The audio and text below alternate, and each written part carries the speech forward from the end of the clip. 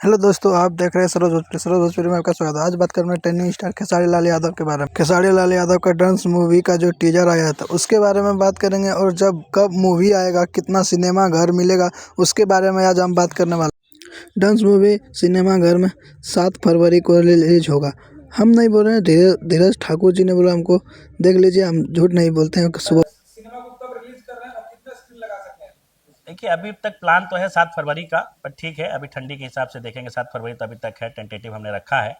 और dance movie कितने cinema घरों से रिलीज करेगा? इस 150 सिनेमा घरों से रिलीज करेगा। हम नहीं बोल जो रहे। प्लानिंग है स्क्रीन का, हम देख रहे हैं कि 150 स्क्रीन से हम वापस आने का प्लान कर रहे हैं। बाकी और भी बढ़ सकता है, बट फिलहाल इतने स्क्रीन का प्लान है हमारा।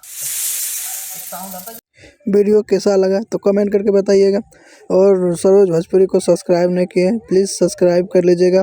और फिर मिलेंगे नए अपडेट के साथ, कोई खेसारी लाल यादव के बारे में। फिर मिलते हैं अगले वीडियो में। जय हिंद, जय भारत।